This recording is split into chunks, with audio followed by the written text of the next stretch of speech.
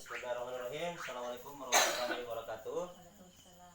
Terima kasih atas kesempatannya karena masih diberi kesempatan untuk berkumpul di tempat ini untuk melanjutkan materi kita terkait dengan modul ekonomi.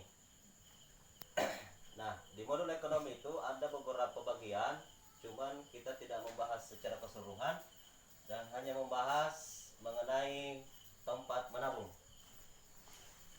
Nah, ibu-ibu tentunya sudah paham kira-kira di mana kita harus menabung.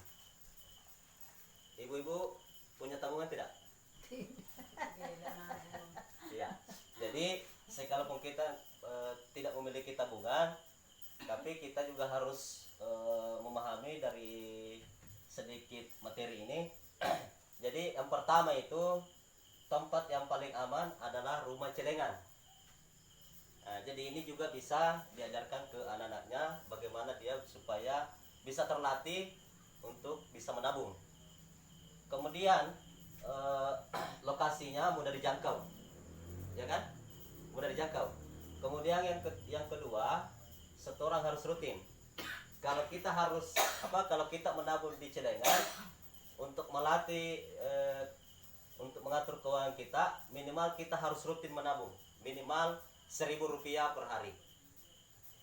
Dan kalau ini kita rutin, nanti cukup 1 tahun baru kita bongkar, tentunya pasti akan bertahan, seterusnya akan begitu.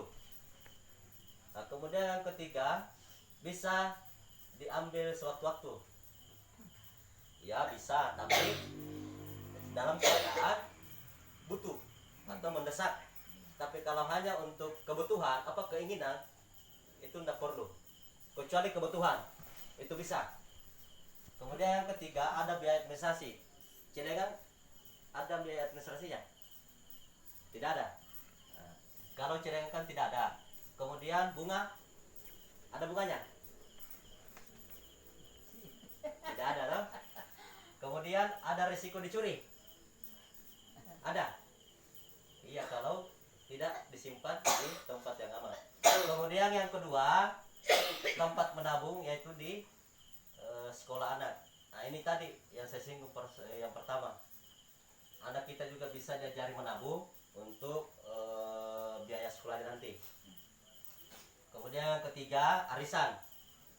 Kita di sini sudah arisan kan? Arisan PKH. Ada. Nah, jadi arisan juga itu bagian dari menabung.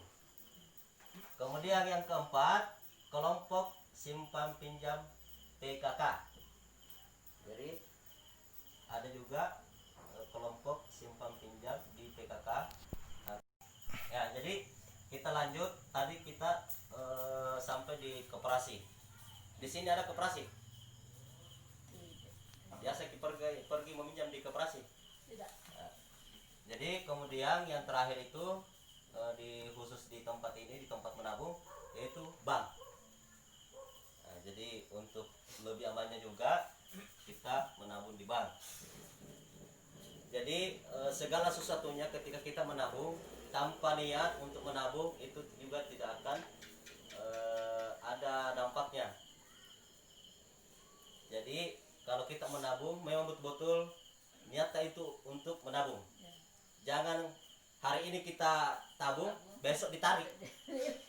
Jadi anggap saja kalau misalkan kita menabung untuk masa tua ataukah untuk biaya sekolah anak tak ketika dia sudah tamat di SMA. Nah, jadi ini perlu kita pahami secara bersama-sama terkait dengan tempat menabung yang aman. Jadi kalau kita merasa pendapatan tak kurang, bisa juga melalui celengan, bisa melalui arisan, supaya pendapatan itu per hari bisa kita selip-selipkan untuk pembayaran arisan setiap bulan, atau bisa juga melalui celengan. Jadi tergantung kita bagaimana untuk mengatur itu, karena kalau bukan kita yang ngaturi, siapa lagi? Otomatis kan bukan tetangga yang mengatur keuangan kan begitu, termasuk hal-hal dalam menabung.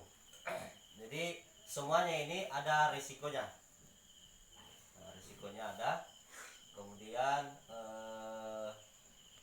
tentunya semua ini tinggal kita memahami, tinggal kita memilih di mana kita harus menabung.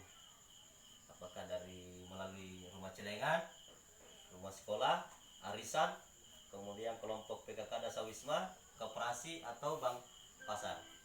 Saya kira itu.